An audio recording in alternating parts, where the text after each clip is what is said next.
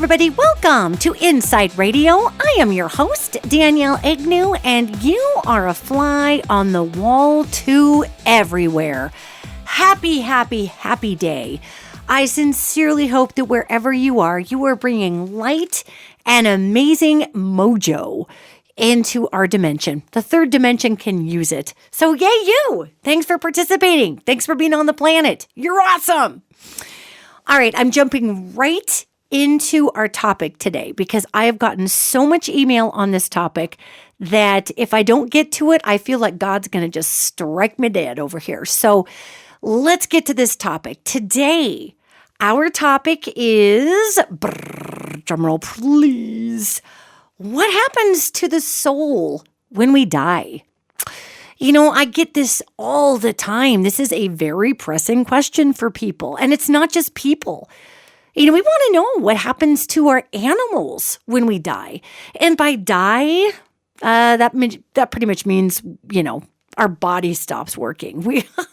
Our soul never stops working. We are constantly living from lifetime to lifetime. And yes, past lives are real. And yes, you know, we do have this incredible, I would call it a mechanism that we walk around in called a body. It's like our little Danger Will Robinson robot that our bodies are packed into. And there's a lot of really heated feelings about when life occurs. You know, when does a soul seat itself in a fetus? And though I'm not here to have a pro or anti-abortion discussion, I will just simply speak for what I have noticed in this regard, is that when a woman gets pregnant, when a man and a woman come together and they love each other very, very much, when a woman gets pregnant and there is a body being prepared for this little soul, okay? I have seen at least that there is a bit of a preparation mechanism in the flesh, it seems, before the soul is sort of screwed in like a light bulb, you know, kind of like a car chassis. If you think about a Ford getting put together on an assembly line, you're going through and that assembly line is putting together the frame and it's welding the doors on and it's welding the axles in and it's making sure that the chassis is ready to receive the engine. And of course, you know, there are people who are if you will call it pro-life. I even think people who are pro-choice are also pro-life, yet not in the political sense. But I mean, nobody is pro-abortion. That's ugh. However, people are pro the right to choose. And so this big fight ensues of where does life really begin? Now, I'm not speaking for God, and I'm not speaking for all life. I'm talking about my experience on being able to clock a sentient human spirit getting screwed into a flesh suit. When a zygote, the little bitty egg that starts splitting into all the many millions of pieces, that zygote as it splits and it's growing and whatever, that to me, I can't quite feel a soul in all that yet. That is the cellular structure being prepared to receive, if you will, a soul. Right? So it's got to make a body for the thing to even screw into.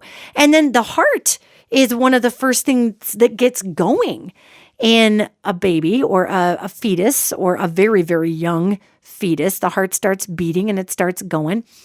And there are brain cells they've seen, they call them heart cells in the brain, that, well, they're not exactly brain cells, but they are brain-like cells in the heart that are also shared by the brain that begin to form. And, you know, once in a while, depending on the person, I will feel that I can start to feel a little bit of a toe getting dipped in the water there from the other side. You know, there's a little baby going, okay, are we ready yet? Is it ready to drop the engine in yet? You know, so it's not standardized, but really it's when that, you know, the heart's beating and it's going and the heart starts kind of right away. And then you start getting the brain that's starting to form. And that's kind of more when the consciousness of, we're still kind of in chassis mode, but you got one or two toes in the water, if you want to call it, from the other side of this soul coming into this body.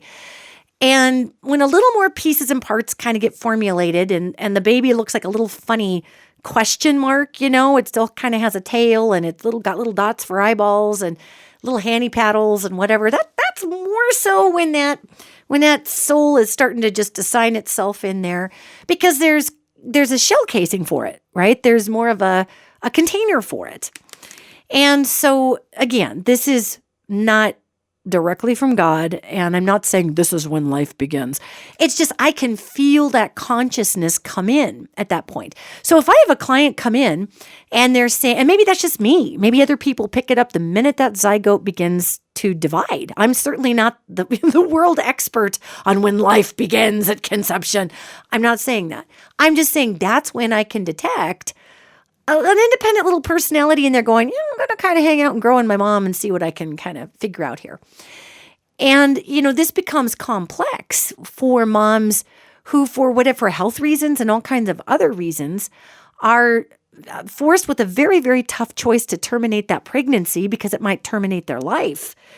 And that will happen, and I've got moms that'll call me up and they're just beside themselves because maybe they're very early on in their pregnancy, yet they are not feeling good about terminating this little baby. And one of the things that I've seen is in situations like that where the mama's life is going to be deeply in jeopardy, those little babies, oftentimes, they'll just circle the mama until it's a better time to come into a more established time frame or a more established body. And it's really a lot harder on the mama, And I've got many, many friends who do not believe that terminating a pregnancy is good for any reason. They believe that a mother should die. I have some friends who believe that it's better to die as a mother than terminate a pregnancy. I have far more friends that would be heartbroken, but maybe have 2 or 3 kids already and a spouse at home and would make that devastating decision to terminate a pregnancy because they've got the rest of their family at home. And I'm making very wide brushstrokes out of this just to get onto our topic. However, those emotional decisions, gang, are huge. And what I often notice is if a pregnancy must be terminated for whatever reason, those little babies don't give up on their mamas. They don't. They'll hang, and I say babies, meaning baby spirits, okay? Because sometimes you're terminating a pregnancy so early that there hardly has been the formulation of that heartbeat and it's still in zygote phase and whatnot. So when you've got to get, for whatever reason, if a choice is made to terminate a pregnancy, oftentimes there's a lesson there, not only for the soul that's waiting to come in, and at that point, the souls look kind of like airplanes that are trying to land. Have you ever been stuck in an airplane line at LAX or whatnot, and you're just waiting to land, and it's obnoxious, when you're in this queue, and you're backed up, and the captain comes on, ding! And somebody tells you that what the captain actually said was, we're at 10,000 feet, we're circling around, we're waiting our turn. Because apparently somebody, I don't know, speaks captain who's sitting next to you and willing to speak. So at that point, then the plane can land. So it's been my observation that when women are, and men, couples, anybody, are faced with a very terrifying or hard decision about terminating a pregnancy, that little spirit, if you will, is going to kind of take back off again and just wait till the runway is a little more smooth.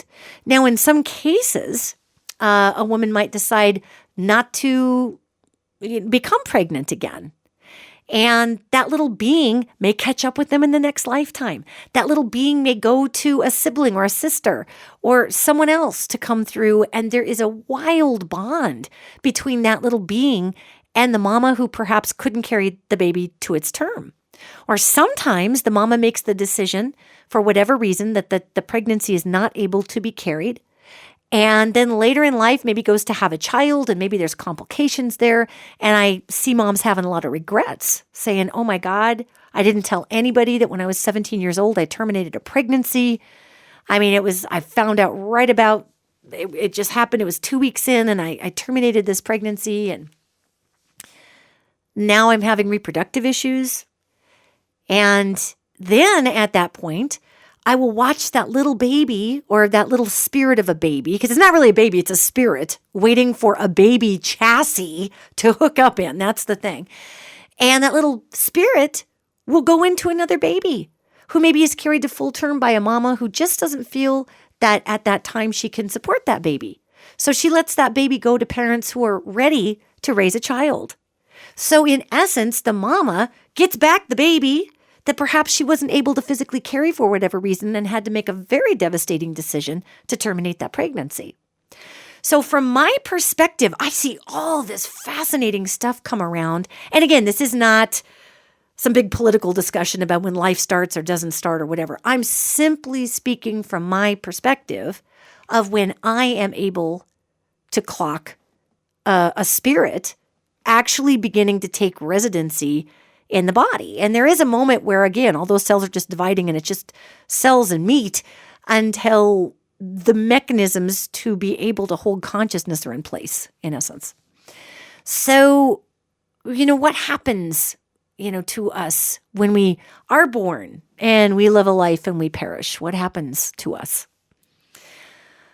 There are many of you that have called me for readings. And in your readings, we've had the opportunity to speak with loved ones who have passed away. And they have messages from the other side. And really, to put to rest some myths about what we like to call mediumship, it's not like our deceased loved ones are all just waiting over there to talk to us because they just can't wait to talk to us. I mean, they can't wait to talk to us, but in a more healthy way. They're not just standing there going, Bueller, Bueller, Bueller, hello, hello. I mean, they're not doing that. We in the afterlife are very busy, okay? We're doing stuff over there. We've got family we're seeing. People are talking to God. They're talking to universe. They're visiting parts of the planet. They're visiting other planets. They're visiting off-worlders. They're touring the cosmos. They're going to quantum realms and looking at the fabric of the universe. I mean, the minute we're out of our body, it's like Disneyland times 1,000,000 soaked in a really happy margarita, okay? So if we, in fact, knew how fabulous it was out there, we wouldn't slog through this particular plane of existence where things can sometimes be challenging. What keeps us on this earth, gang, is love. I think about leaving my wife and my daughter and my mom and my dad and my stepmom and my stepdad and all my cousins and aunts and uncles and my sister and brother and my sisters-in-laws. And I can't even fathom being without all those people. And that, is a big driver for what keeps us alive, right? We have a sense of purpose here, and we have people we love. And when we encounter individuals who have lost everybody they love, it's really tough for human beings to want to stay on the planet, right? Because love is sort of that wad of chewing gum that sticks to the bottom of our shoe and sticks us to the sidewalk when maybe life isn't so fun. And during COVID and the COVID lockdowns, we saw so many people crushed under the weight of depression. It was so hard for people to get out from underneath of that. And so one of the things that I've been shown is that one of the most common questions is what happened to us, what happens when we die. When people move out of the body, there is a pretty specific exit strategy that I have observed. And again, I'm only speaking from my only observational point. I'm sure this is not the only data on this on the whole planet. I'm only speaking from my perspective. And from my perspective, we have the folks who might be hanging on to their bodies because they're afraid to cross over. Because when we, quote, die, when our body gives up the ghost and we cough up our spirit, there is a biological mechanism that is embedded in our DNA that works as hard as it can to stay alive. And it's kind of one last rally to keep our soul in our body. And this is not as much conscious as it is instinctual. And it's part of our biological mechanism. Before our body coughs up the electromagnetic driver, okay? Like it's the motherboard. I want you to think about your soul like the motherboard. If I ripped the motherboard out of your computer, it wouldn't work anymore. You might have a hard drive, you might have an audio card, but I take the motherboard out and ain't nothing happening in your computer. So our soul is like the motherboard. And just like a computer is going to try to protect the motherboard at all costs, okay? The physical human body is going to attempt to protect its motherboard or keeping the soul in the body at all costs. Because the physical DNA, our flesh suit, our space suit, is completely aware of the fact that it requires an electromagnetic motherboard to be alive. Our cells recognize that there is an electromagnetic signature or an electronic pulse that's required by our body, and that separates us from being alive and not alive. Okay, that's why we can have a person, bless the folks who have tremendous accidents, and they're laying in a hospital and they've got a respirator going, and it's keeping their brain alive, okay? Yet in that process, as long as the respirator's going and providing oxygen to the brain, the mechanism of the heart is continuing to beat, but there's no activity in the brain. And that's because the main electromagnetic motherboard has left the building already. And that's why it's such a tough decision for family members to have to turn off life support and allow the body to pass. Just because we can keep something seeming alive because its heart is beating does not mean, Elvis has left the building sometimes, okay?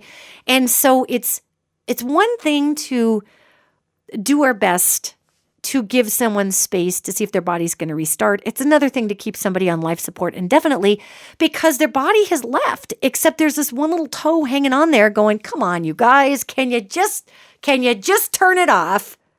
I'm trying to get to the all-you-can-drink margarita bar, and y'all are killing my buzz. Come on now.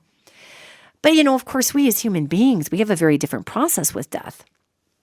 It's hard for us to let go. So when we are releasing the body goes through a biological, it's like a process of checks and balances to make sure that the body is ready to cough up the motherboard. So the brain fires off one last time and it rallies all these chemicals into the body to give ourselves one last push. We may seem very sentient at the last moments before our, quote, death, because the body is really checking in with the spirit going, is this it? Is this our last push? And the body will always give it one more shot. And then it lets go. So we do have a biological check-in mechanism to keep us alive up until the very last second. And then the motherboard says, it's time to let go. And the body at that point, will shut the electromagnetic systems down. It's because our soul is leaving the body at the same time the electromagnetic systems are shutting down. And sometimes the soul will leave the body and it takes the body a minute to shut down afterwards. So it's a very fascinating dance that we do with our spirit and our body. And if you're somebody who's a hospice nurse or you watch this very sacred process, it's more like the spirit is birthing into the next incarnation. And you're watching, in a weird way, you're watching the body and the soul there's something called a death rattle. In the 1800s, they called it the death rattle. And really what that is the body is not working to the capacity that it once could. So the lungs begin to fill up with fluid, and there's this kind of rattling, there's a rough breathing as the heart is very much slowing down. And that's just an indication that, the spirit's getting ready to let go. So if you're a hospice nurse, oftentimes this is a very sacred time. And in our old world cultures, this was the time where they brought in the holy people, because our ancient religions believed that those just what we in Western society call 2 steps from death, they believed that this was the sacred birthing of the spirit back into the divine, and, whether it was heaven or Valhalla or wherever the spirit was going. This was a beautiful sacred time to not disturb the body, but to allow the spirit its journey. And this was a time in the ancient religions, a time of great celebration, because the spirit was going on to its next incarnation or its next version of life. And it really wasn't until our heavily westernized, what I like to call religiousized ways of looking at death, that death got so terrifying and creepy and lonely and awful. I mean, of course, people always mourn when someone dies. Yet we look at our indigenous cultures here in the United States, our Native American cultures, and death was the next phase in life. And of course, they missed people, but they never felt like they were gone. They were just part of the great hereafter. And they were part of the trees and the wind and the rocks, and they could touch them at any time because they still existed in the heart. This idea of the separation of the body and the spirit, that got weird. That's when we get into like Dante's Inferno and the 7 layers of hell, and let's control people through their fear, and put your token or coin in the box at church, and let's make sure you go up, not down in the elevator, go to God, not to hell. And don't get me started on the idea of hell that's not even accurate to the Christian Bible, but they peddle it like mad as a place that's going to eat your butt off if you're a bad person. Ridiculous. So here we are. And so our body did its systems check and decided that it can no longer support the electromagnetic relay that is the soul. It gives it one more rally. The brain pushes out chemicals one last time, and the body decides, okay, let it go. And really, the spirit releases. Now, when we release, it's been my observation that there really is sort of a, I don't want to say a standardized way it happens, because everybody's passing or transition into the next phase of their life is different. Yet there, people talk about seeing a bright light. And science, if you read about this, has talked about I can't even say it.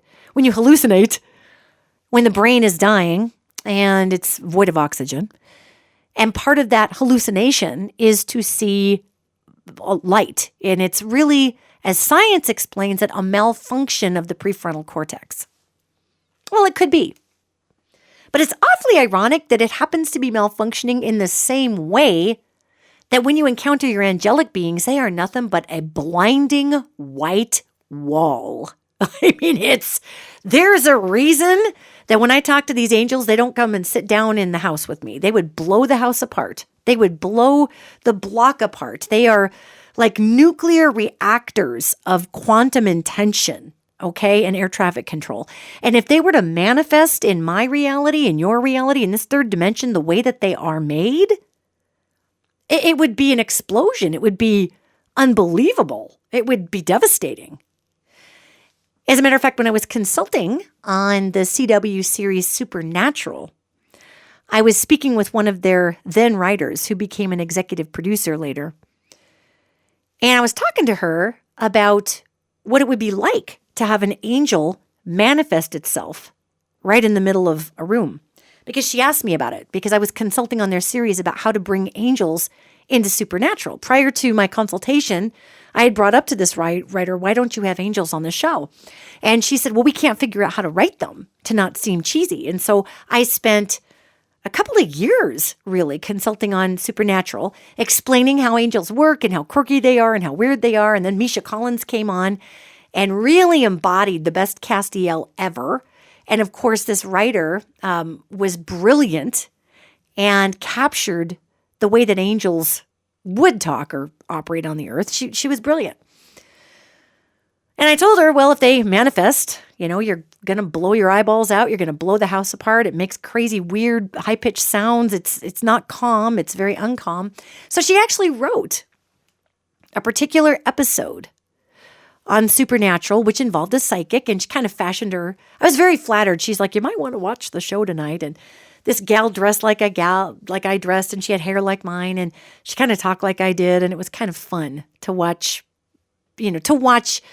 that contribution and to watch yourself kind of get made into this character.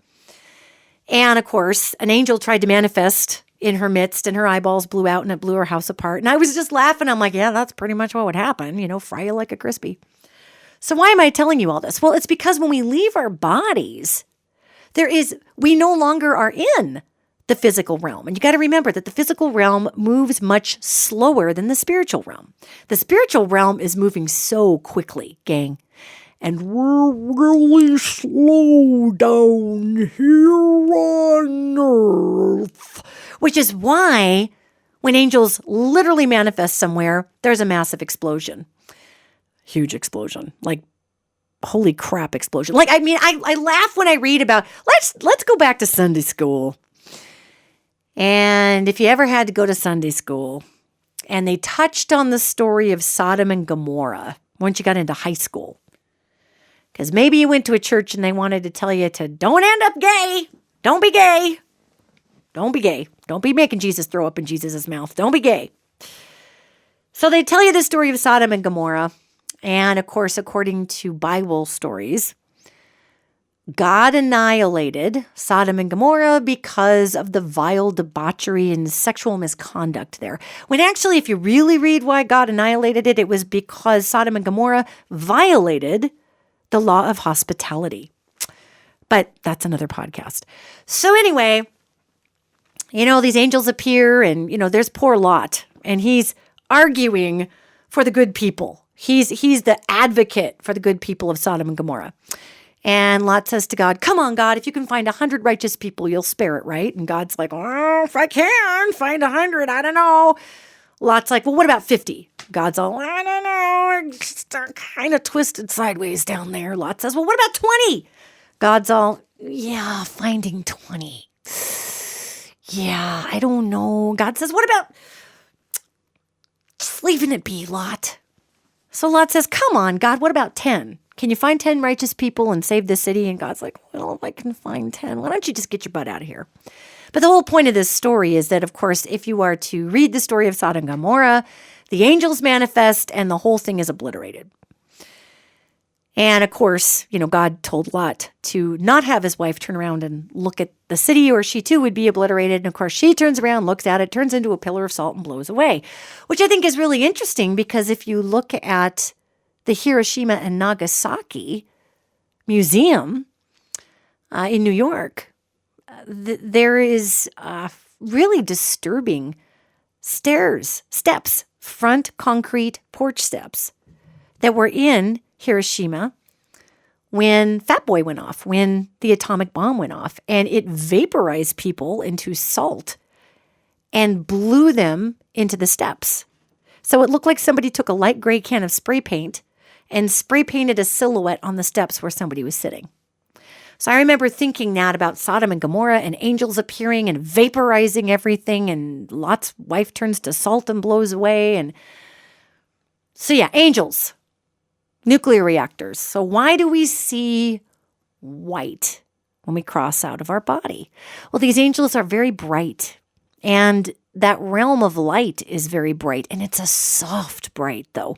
When we are in our spirit form, we don't see it as blindingly white light. I mean, it's not like like, ever been digging for your purse and your phone and you fumble around and you accidentally in your purse turn on your flashlight on your phone and you blind yourself? Have you ever done that? Have you ever gotten an eyeball full of, I hate that, LED lighting, and then everywhere you look, it's like a blue dot.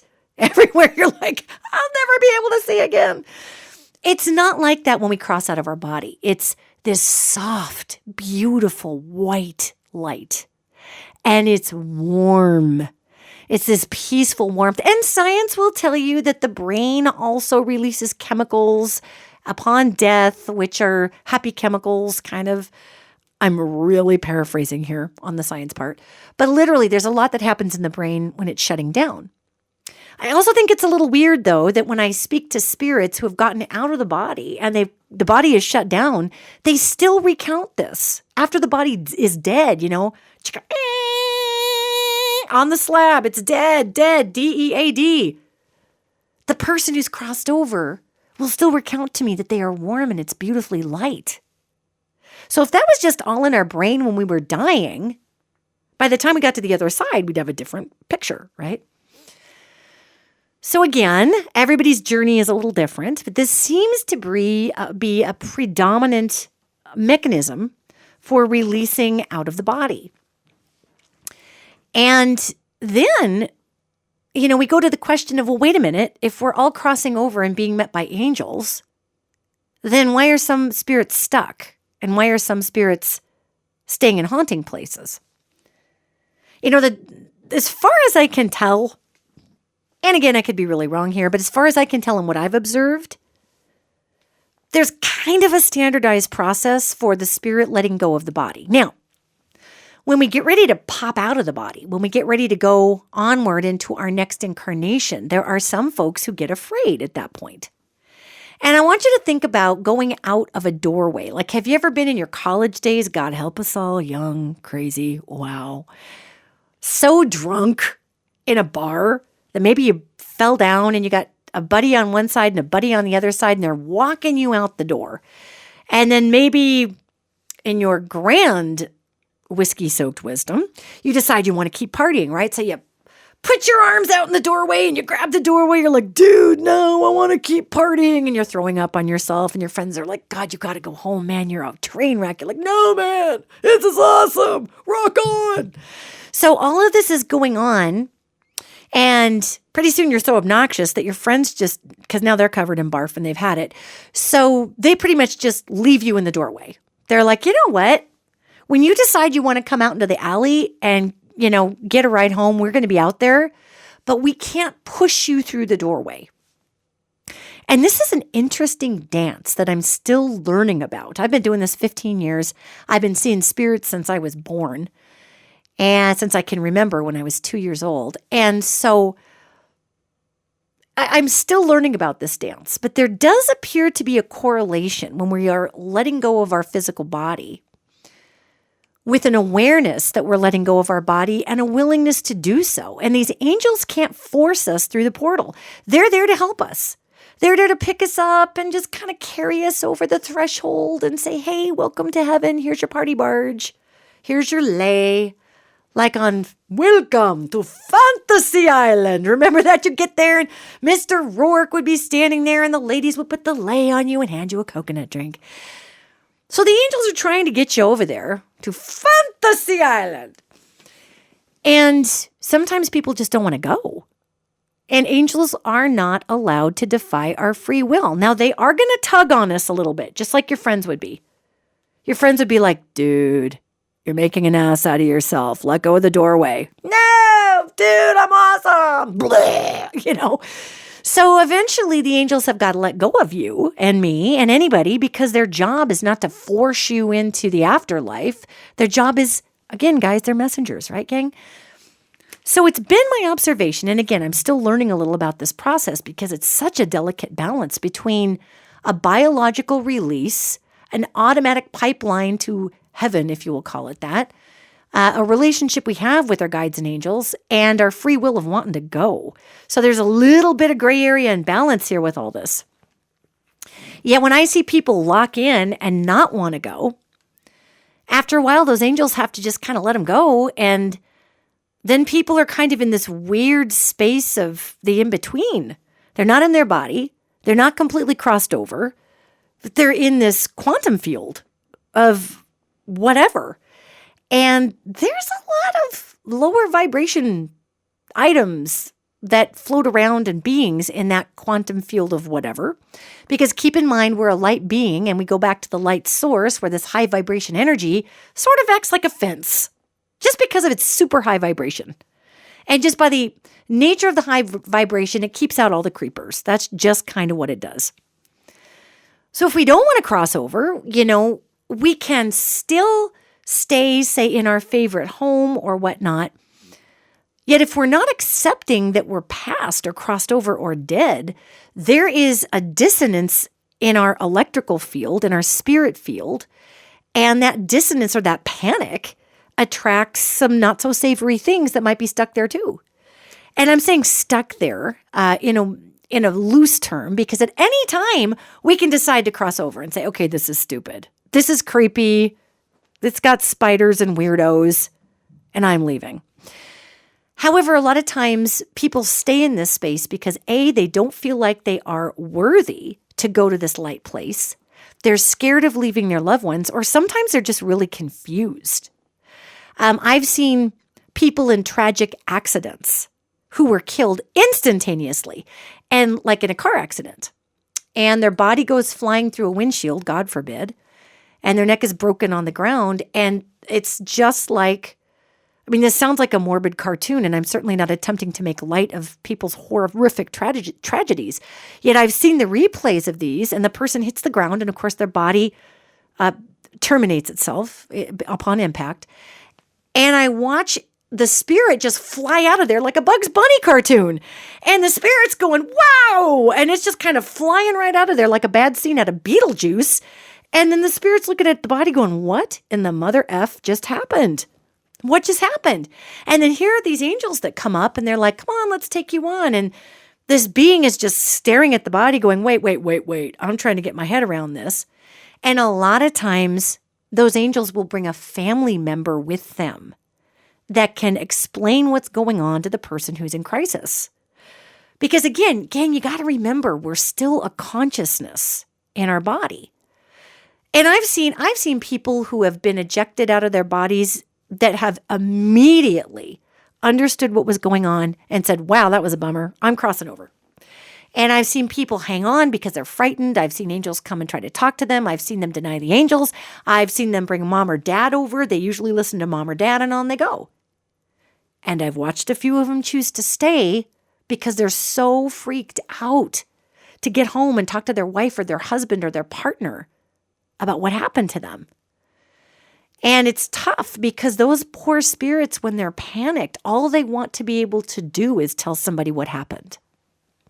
Or you see spirits of people who are just so sad in their life and they are legitimately at the end of their rope and they take their life. And again, a lot of times those folks are so ready to go, they have a whole team ready to receive them and they go right on into the arms of creation and they feel love and they feel release. Once in a while, there's an accidental death where somebody didn't intend to terminate themselves, but they do. And that becomes really difficult because they have messages for people. They want to put people's mind at ease about what happened to them, that they didn't mean to kill themselves. We see this a lot with sweet empaths who happen to be addicts and they overdose. And in my work, I see this a great deal where this was just an accident and the body shut down. And, you know, I watched this individual as their angels replay their last moments of the spirit leaving the body. And again, not to make everything a Warner Brothers cartoon, but it reminds me of, you know, the Pepe Le Pew character just clawing, trying to get back into its body, but the body releases because it's shut down all the systems. And then this person is stuck on the outside of the body going, oh man. And there is a lot of emotional assistance there from our angels and God and our spirit guides. It's not like we're just having this terrifying experience by ourselves. There's a lot of assistance that comes to explain what happened and to take us somewhere where we won't feel lost. So do know that. That's the way the system is set up. So we have to work really hard to put it in a little tiny thimble, go to heaven. We have to work really hard to stay here. We have to work really hard to decide that we don't want to go into that light. And there are some people, you know, who make conscious decisions to try to seek the darkness, thinking that that is their pal. Please don't do that. Please. If you're somebody listening and you're into the dark arts, you know, rock on with your bad self. But understand this. The chaotic dark realm is very disinterested in making you feel better for aligning with them. You know, they'll tell you they're thinking you're fabulous and they'll pump you up with temporary superpowers here on Earth. However, when it's time to cross over, you might want to kick them to the curb and make some peace with the light because they'll be happy to take you to the dark if that's where you want to go. I mean, you literally have to say, okay, I want to go to the dark. And the angels will still try to take you, and you can fight that if you want. Yet, you're not going to get what you think you're going to get. You know, it's not a fun scene off of Supernatural where the devil's a funny little dude in a rock and roll outfit, eating grapes, being slightly debaucherous. It's more like an absolute absence of anything at all. It is a vacuum of consciousness. It is a vacuum, the likes of which a being of light doesn't even get. And you don't get to enter hell. I hate to tell you, you're still a being of light. And they can't bring you in there because you'll act like an angel and obliterate the whole place. So they've just got to hang you out somewhere where you can feel nothing. There's no connection to anything. And it's an unbelievably psychologically terrifying place to be because we as human beings can't even put that into a frame of reference. It's not like being locked in a closet because the closet's in a house and people are in the house somewhere. It's more like being buried alive as the only person on a deep space mission and shot into space, but in a dimension where you can't see anything. And you barely have enough oxygen. I mean, I can't even hardly explain it. The few folks that I've reached out to who have been stuck in this, it's not quite hell, but it's kind of a weird, I chose to not go into the light because either I thought I didn't deserve it or you have to work really hard to get there, gang. It's not like you're leaving your body and you accidentally make a left turn instead of a right turn and you end up in hell. It's not like that. I mean, you really, really have to make a major conscious decision to not be part of light in order to end up in this god-awful spot. And the reason the dark beings would take you there is because they have no allegiance to us as beings. They eat our duress. So we become this cow whose head is locked in a feeding trough for all eternity, until we can decide we don't want to participate anymore. But once you're in that headspace and you really believe you're stuck there, it's very hard to recognize that you can still say, hey, come get me, angels, and they'll come get you. Because there's such a head trip that goes on with these spirits. And there's angels always trying to get us. But again, they cannot defy our free will. And even God's trying to get us, if you believe in God or not, but there's a spirit that's trying to call us back. And if we decide we don't want it, that spirit's not going to force itself on us. It makes it sad. It's like, oh man, you're going to be so sad in that weird vacuum over there. But again, please understand, gang, that this is a very rare thing that I've ever really worked with one or two spirits that got stuck in this space and really didn't want to be there because their angels were like, can you help me talk to this person? Because they keep seeing me as something dark and I'm not dark. And sometimes people just can't snap out of it, and it's super tragic. And I don't know what the soul lesson is with that one, you guys. That's way over my pay grade. Ask God about that one. However, a lot of times people will come out of that space if they understand that they're not actually stuck in that space. They just think they are. But 99.9999% of the time, our body releases us. We go through this warm period of just soaking into peace. There is a loved one that comes to greet us. There's this warm homecoming feeling. We see the angels. It's huge. It's this amazing feeling of, oh my God, this is amazing. And onward we go. And so what I think is so fascinating here is that if we understood this process, we also understand that it works with animals. I will have people say all the time, do animals have souls? Well, hell yeah, animals have souls. Now, different animals have different life forces, okay? And mammals have a different life force. They have a soul that's a lot more like a human soul. All things are living. All things have an essence. All things have a soul. Reptiles have a soul. They've got a different type of life force that works with different chi. But, we think of dogs and cats, and am I going to be able to see my cat when I die? Well, animals go through a very similar thing, as I described to you, that we do. Except for animals, guess what? Animals never, ever get derailed or convinced to go to what I like to call the hell holding room. They don't ever end up there. Ever. Because they are in such perfect harmony with Source and with God. And we do see animals in heaven. Yes, we do, in the afterlife. There are animals, oftentimes our animal familiars, gang, once they cross over, they'll hang out with us. Have you ever lost a dog or a cat that's like your fur baby? And you just swear that you can hear it on the bed, maybe scratching or walking on the bed or purring. Oftentimes our animal familiars in their little baby spirit forms will come and visit us because they don't want us to be sad. They know they're out of their body. They're not stuck on some, oh my God, I'm dead thing. They're just like, oh, my poor little owner. What are they going to do without me? Especially doggies. Oh my goodness. Doggies are like, my poor owner, they can't smell. They can't hear. They can't see. What are they going to do without me, that poor lost thing? God, I mean, what purpose are they going to have if they're not picking up my poop? I've got to go love on that poor sad thing. Cats come around too, birds, and like I said, other pets do have a life force and an essence. The closest type of vibrational life force in an animal or mammals, warm-blooded creatures, we have the most similar type of little soul to them in its chemistry, shall we say. But all beings, whether it's a plant, a tree, rock, grass, a snake, a chameleon, a tarantula, spiders have a very specific consciousness. Oh, God, they're fascinating. But, I've really worked with spiders in my own consciousness because they are on a totally different frequency. And they are vibrationally sensitive creatures. And I always feel like spiders can see right into my soul with all 8 of their little eyeballs.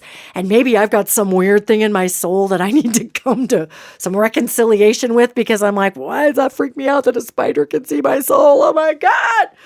But they're on a different vibration, as are a lot of insects. And most human beings will notice that the older we get, the less that we want to kill things. Have you noticed that with yourself? I noticed that with me. When I was a little kid, we used to catch butterflies and, this just sounds barbaric now, but we would catch butterflies and stick them in a jar with a cotton ball that was soaked in alcohol until we asphyxiated the butterfly. Then we would pin it to some kind of a mat or a piece of cardboard with its wings outstretched and collect butterflies. And I remember my granny was horrified. My granny Egnew, I was catching these butterflies and she was trying to get me to release this butterfly and I wouldn't do it. And I think it just broke her heart. And she was giving the butterfly a little voice. She's like, please, Danielle, please let me go. And I'm like, Granny, it's okay. It's just a bug. And Granny was like, she was very upset about it. And it was this purple butterfly. And I remember I couldn't quite figure out why Granny was so upset. I mean, then I felt kind of guilty about killing it, but it was the only one in my collection that didn't have purple wings, right? And I was, 8. And I remember I felt weird about it after my granny was so upset about it. I thought, why is she upset about this bug? And I could feel its little life force. But as a little kid, I was still learning about little beings, I mean, it was just the things that we did to bugs as a child. I'm so apologetic to the whole animal kingdom for, because we were learning about life. And now, man, I'm exceptionally kind to ants because as little kids, we were not. We were still learning about the life cycle and what it is to have something dead or alive. And now I just see ants as this magical creature, and they're so in tune, and I can't kill anything anymore.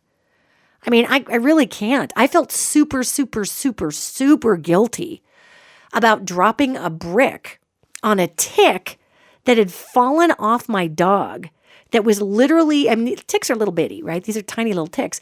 It had swollen up to the size of a large chocolate. It looked like a chocolate-covered espresso bean is what it looked like. And it was laying on the floor. And I remember thinking, what the hell is a chocolate-covered espresso bean doing on my floor? Because I couldn't, remember having any of those in the house. This was a couple years ago. And I sensed it was alive. And then I sensed it was trapped in this giant bloated body. And I went and got a tweezer because I felt like I didn't want to pick it up. I'm like, oh my God, the only thing that I know that could be alive, that could be that thing is a bloated tick. And I picked it up with a sense of tweezers and it tried to tuck its little head and tuck its little legs in, but it was screwed. I mean, this thing was, I'm not kidding, it was the size of your thumbnail. So I kind of freaked out. I didn't know what to do with it. And I thought, okay, if I throw it over the back fence, maybe a bird will eat it or whatever. But no, then it'll just lay there being bloated and suffer. And I could feel this thing was so full. It was just suffering. It couldn't move. It was just so disturbing. And I kind of freaked out and ended up dropping a brick on it in the backyard because I thought this thing was just in such agony. It was so full and I didn't know what to do. And I wigged out and got grossed out. And then I started crying and I felt super guilty about smashing this tick. And ticks they're nasty. They're like blood-sucking spiders that spread diseases. I mean, but they're a live thing. And this thing was afraid. And I smashed it when it was afraid and in pain. And I was just apologizing to God and everything else. And I'm like, I'm sorry, I freaked out about this tick. I didn't know what to do with it. And I was afraid it would I don't know what I thought it was going to do. It just was gross. And I mean, here's me snot crying over killing this tick. Okay. So I really have a hard time. I can't kill anything. I can't even go fishing anymore, gang. I've become so in tune with the life force of everything. I suppose I could if I was starving, but I can't just go fishing for fun because I can feel the duress of this fish all the way up, even if I don't use a barbed hook, which are barbaric. I mean, use it if you're going to eat the fish and whack it on the head and gut it or whatever.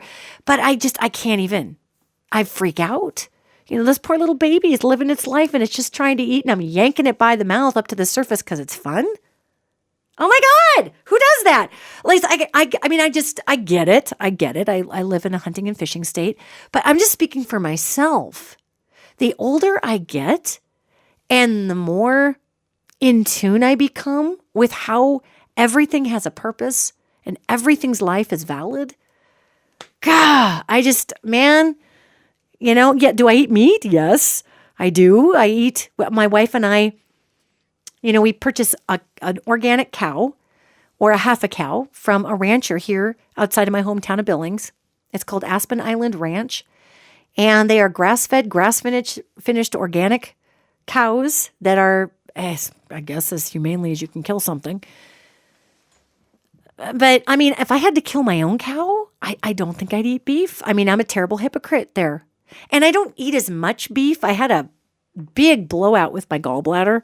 And after my gallbladder was removed, I don't eat nearly as much beef as I used to. So I've got to make sure I'm offsetting all of that B12 and my iron in vegetables. That's really important for me. I still eat the red meat. But the point being is that there is a life cycle to everything. And when we get to the other side, this is where it gets interesting. When we get to the other side, we are 100% still ourselves. When we get to the other side, not only are we 100% ourselves on the other side, but we are so ready it's like we're the best version of ourselves. And it's just an odd situation sometimes to be in that in-between mediumship translator capacity. Because, gang, it's really different to translate for human beings than it is to translate for angels. Angels aren't people. They're really straightforward. They're kind of black and white. Oftentimes they can kind of sound a little rude or abrupt, and they will help choose words out of my brain to formulate sentences that sound a little odd, yet they speak in cubes, big, dense cubes, and they're downloading me with the backstory and the front story and the side story and all the reasons to do things. At the same time, they're pulling words out of my brain to put into a sentence because it's not like angels' first language is English, come on. But they're trying to communicate with me and pull these words out. And when you're dealing with really a being that is a former human, a human being, a human spirit, man, it's helpful. I'm not even going to exaggerate about this. I think that every single job that we have in our life that's a career type job, I think everything in our past has set us up in an amazing way to interface with that job. And why would I say that? Well, when I was a kid, when I was in college, you guys, my major was musical theater. It was theater. And I enjoyed channeling all these weird people that I thought maybe were pretend and, I was acting or whatever. But I think I was probably getting some helps from some disembodied spirits going, hey, let me give you some tips on what it's like to be sad about shooting your husband or whatever. And obviously I was the actor. I wasn't being possessed by spirits. But when I'm doing mediumship work, I notice that it's really helpful if I can attempt to, in some way, represent the way in which the individual is speaking. And it's not like I'm trying to do, for heaven's sakes, impressions of people's loved ones that have moved on to the next phase of their life. It's just that the people who have moved on will give me prompts. They'll mention, okay, it's the way I'm saying this that's important, or the emphasis I'm putting on this word, or the way I'm saying it like this, or really kind of grumpy like this. And it will help people understand who I'm speaking with on the other side when I'm translating for folks. So it's kind of weird, right? How our entire life sets us up in many ways to do work. And I mean, when I was a little 18 and 19 and 20-year-old kid in college, it wasn't like I was sitting there thinking, ooh, I'm going to be able to use this interpretive character skill when I work as a medium someday in my 30s, 40s, and 50s. I mean, come on, that wasn't even on my plate. Are you kidding me? In my little brain, I was accepting an Oscar next to Meryl Streep in my little 16-year-old brain. Gotta love being a kid and dreaming. So, I feel as though when I am interpreting for someone who has lost a loved one, I feel as though sometimes the people on the other side who are really reaching back and working to make their loved one feel loved and communicated with, sometimes it pinches me in a mediumship position in kind of a wonky spot because, gang, the people on the other side, their life is awesome. If they died of a painful cancer, they're out of that old crappy body. They're on to feeling great. Maybe they're surfing or skiing or skydiving or gardening or eating a pizza. They feel great. And they want their loved ones to know how good they feel. So they'll be cracking jokes and saying funny things. And it's awkward sometimes because, you have this beautiful client who is so full of sadness and remorse, or maybe they just want some answers about how a loved one died suddenly. And especially when you have a husband on the other side, and he has got a wife on this side, he's blowing her crap. He's joking around with her. He's giving her a hard time. And it's just like, dude, can we maybe be a little bit, wow.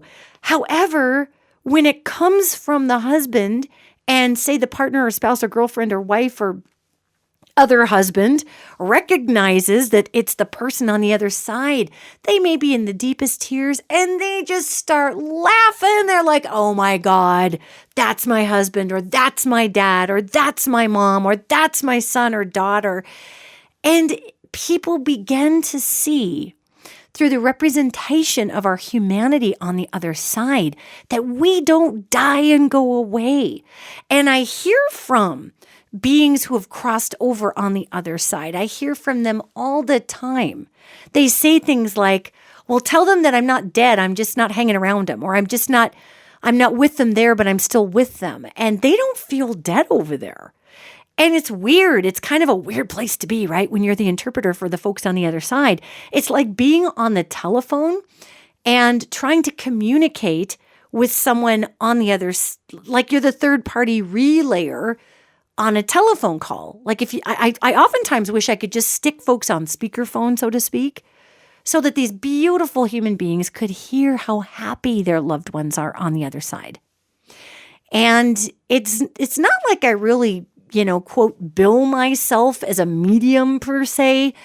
I am, technically I'm an interpreter. So I translate for off-worlders and angels and people who've crossed over.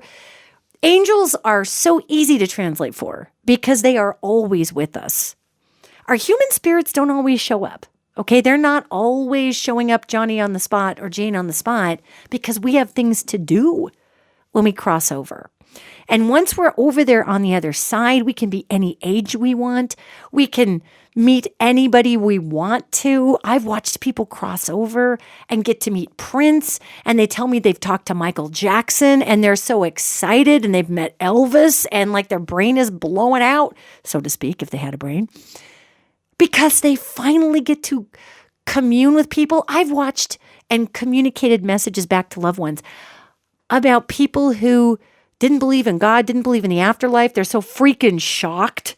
There's a green room over there and their parents are in it and they're eating chicken and they're eating food.